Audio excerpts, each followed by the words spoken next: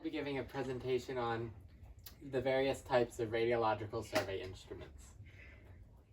There are 5 main types of instruments to measure ionizing radiation. There's the Geiger-Muller counter, ion chamber detectors, scintillators, gas proportional detectors, and neutron meters. Geiger-Muller counters, first discovered by Hans Geiger and later perfected by Walter Mueller, they employ a tube filled with an inert gas, such as neon, and they're quenched with a halogen gas, such as fluorine, to prevent plasma discharge. Inside the tube, there are 2 electrodes, like this, opposing each other, and when radiation passes through the tube, it temporarily ionizes the inert gas inside. That causes the gas to conduct electricity between the 2 electrodes, and the electricity is counted on the meter to produce the characteristic clicking sound. They can detect alpha, beta, and gamma radiation. Pictured is a Ludlum Model 3 with a 44-9 pancake probe, which is designed to detect all 3 types of radiation. The next type of radiation detector is the ion chamber. Ion chamber detectors measure high amounts of radiation, upwards of 10,000 Röntgen, without getting saturated, unlike Geiger counters. They usually utilize a hermetically sealed chamber that is not unlike a Geiger counter and momentarily conducts electricity and counts the radiation. They measure mostly gamma radiation. Pictured is a Civil Defense Model CDV 717 survey meter to be utilized if there was ever a nuclear bomb detonated. Our third type are scintillators. Scintillators utilize a scintillation crystal in a photomultiplier tube, also known as a PMT, to detect radiation. Scintillation crystals emit light when they're hit by radiation, and that is multiplied by the PMT and counted. Scintillators are usually more sensitive than other types of radiation detection instruments and measure gamma radiation. They also are unique in that they can perform gamma spectroscopy, which measures the different energies of the gamma rays, and you can identify the different isotopes that are irradiating things. Pictured is the pocket-sized Radiacode 103 scintillator. The next type of detector are gas proportional detectors.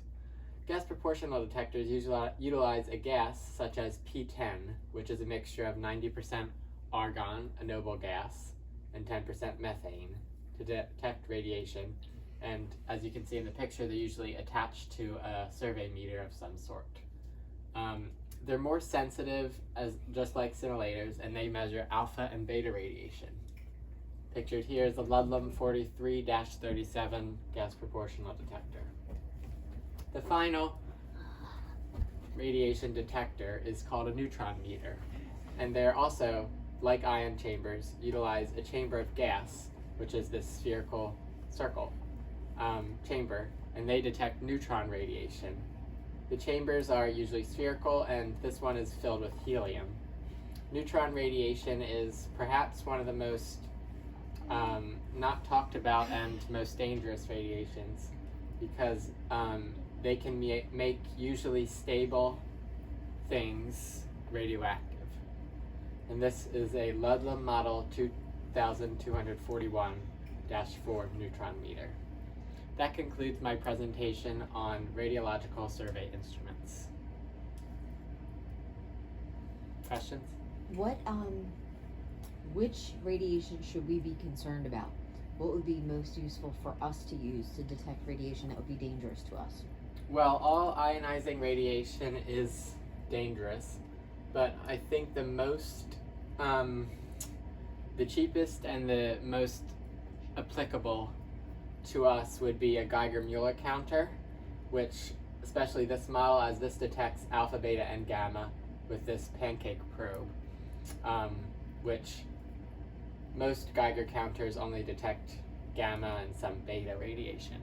But in the event of a nuclear disaster, these are used for measuring contamination on people or things because they detect the alpha particles, as well as scintillators because they measure gamma radiation, and gamma radiation is what is used to calculate dose rates, which is how they recommend how much radiation you should be exposed to. What are some things that would be exposing us to radiation? So what would be some of the things you're testing? So we're exposed to radiation every day, all day, in the form of cosmic rays from space, and that's mostly gamma radiation and neutron radiation, and then from naturally occurring uranium and other radioactive stuff in the earth that radiates up through the ground, as well as radon that seeps through into basements.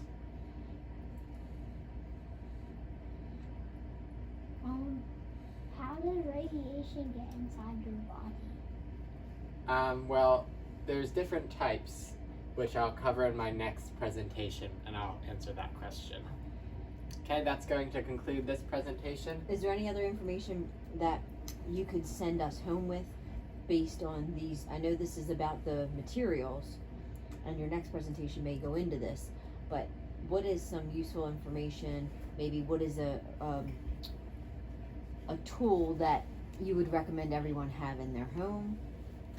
Well, everyone should definitely have at least a Geiger-Müller counter. They're relatively cheap. Most of them start at around probably $100.